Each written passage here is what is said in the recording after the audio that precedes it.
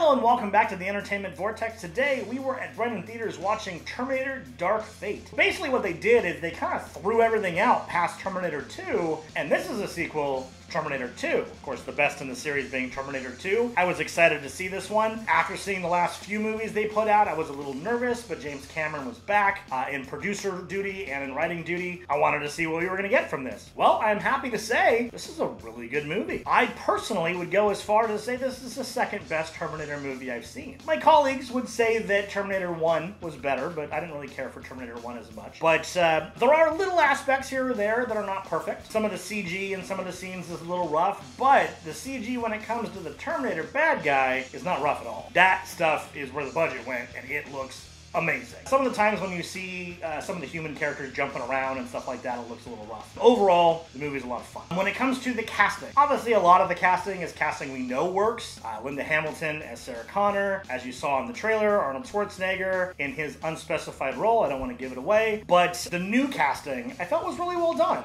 The bad guy Terminator, I'm not sure his name, the Rev 9 as they called it, was really cool. He's good at what he does. He has a couple moments where he talks normal, kind of fitting in, which I thought it's kind of a weird duality with his character. When he's, straight-faced and coming for the kill, you really believe it. He pulls it off. Plus, the technology behind him, as you see in the trailer, the kind of splitting technology is really cool. I'll let you experience all the ins and outs of that in the movie for yourself because it is very cool. But the one that impressed me the most was Mackenzie Davis as the protector side of the future dweller. She was fantastic. I completely believed her in this role. I've always been a fan of hers, but this is definitely not the type of movie she normally does. I wanted to see more of her character. Every time she did something in the movie, it's like I was curious to see what she was going to do next. She made her character intriguing, she made it interesting, but also she made it badass at the same time. Like every time she was in a fight, you believe that she can hold her own. The new girl that plays the one being protected, her name is Natalia Reyes, plays Danny in the movie. She did a fantastic job. Some of the writing for her at the beginning is really frustratingly cringeworthy. Like you're being put in these dangerous situations and she's just like, I'm gonna do the dumbest thing possible. But that's not really her fault, that's more the writers. But her as an actress, I think she pulled it off. There's a lot of really emotional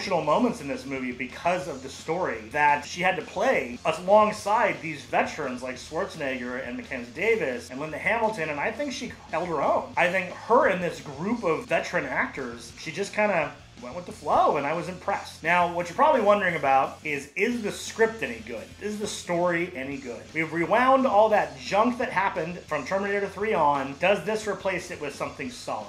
Yes. I won't go into it too much. You're probably going to take a parallel between this and another recent movie in a franchise that's really big. I do believe that they did a good job. I was intrigued in the characters. From the moment the movie starts, they throw a twist at you, and you do not see it coming, and from that point forward, you are strapped in for the ride. I enjoyed the entirety of the story of this movie. I hope that they find a way to keep going. That'd be really cool. I would love to see, I know they said they plan to possibly have 3 movies again, but I don't know if they will or not. I hope they do. I hope this makes a lot of money and we can get more, but I was pleasantly surprised. So pleasantly surprised, in fact, that I am giving this a 9 out of 10 because it took me back to those Terminator 2 days when I was at the theater with my dad at 12 years old, watching Terminator 2 for the first time. It's that brutal action and that edge of your seat and trying to figure out the emotions behind it and just really invested in these badass characters. This movie had that. It had enough new to keep me going. It had enough of the old to keep me nostalgic, and it delivered.